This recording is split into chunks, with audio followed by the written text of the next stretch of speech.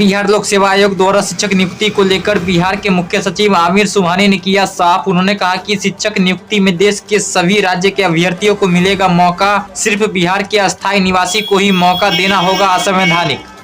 बिहार सरकार ने नियमावली में संशोधन किया है। किसी भी उम्मीदवार को जो शिक्षक के रूप में बिहार लोक सेवा आयोग से चयनित होना चाहता है, उस उम्मीदवार के बिहार राज्य का अस्थायी निवासी होने की शर्त को हटाया गया है कि बिहार राज्य के अस्थायी निवासी ही बिहार लोक सेवा आयोग की परीक्षा में शामिल हो सकते हैं। ये शर्त हटाई गई है। तो ये शर्त क्यों हटाई गई है? इस शर्त को नहीं रखा जा सकता है, रखना व्यवहारिक नहीं है।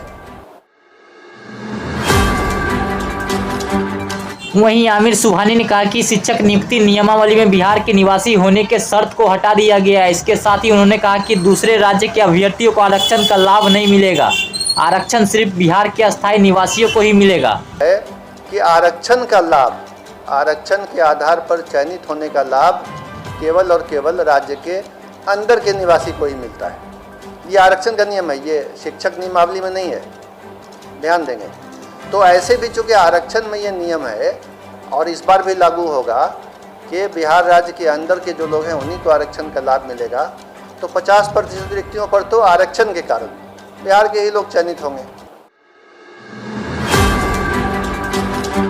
लोजपा रामविलास के राष्ट्रीय अध्यक्ष चिराग पासवान ने किया बड़ा दावा। उन्होंने कहा कि बिहार में भी महाराष्ट्र जैसी स्थिति बनने की है पूरी संभावना। जदयू के कई सांसद और विधायक मेरे और कई अन्य दलों के संपर्क में।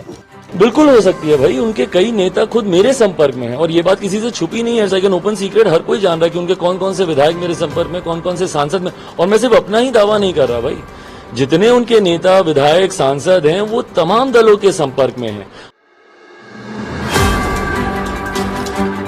वहीं चिराग पासवान ने कहा कि 2024 में जदयू का वजूद समाप्त हो जाएगा। इसका मुख्यमंत्री नीतीश कुमार को आभास हो गया, इसलिए वे सभी सांसदों और विधायक को बुलाकर बैठक कर रहे हैं।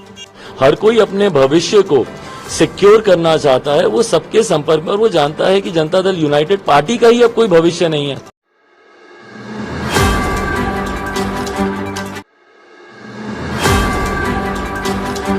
मौसम विभाग ने बिहार के 9 जिलों में भारी बारिश की चेतावनी की जारी। पूर्वी एवं पश्चिमी चंपारण, सीतामढ़ी, मधुबनी, सुपौल, अररिया, किशनगंज, सिवान और दरभंगा में भारी बारिश का येलो अलर्ट किया गया जारी। वहीं बिहार में मानसूनी बारिश अभी और 2 दिन होने की है संभावना। राज्य भर में 5 जुलाई तक मेघ गर्जन और वज्रपात की चेतावनी की गई जारी। लोजपा रामविलास के राष्ट्रीय अध्यक्ष चिराग पासवान ने पूर्व सांसद और लालू यादव के करीबी रहे मोहम्मद शहाबुद्दीन के परिजनों से की मुलाकात। चिराग पासवान ने मोहम्मद शहाबुद्दीन के घर पहुंचे तो उनके बेटे उसामा साहब और पत्नी हैना साहब ने चिराग पासवान का किया जोरदार स्वागत। चिराग पासवान ने शहाबुद्दीन के परिजनों से घंटों तक की बातचीत।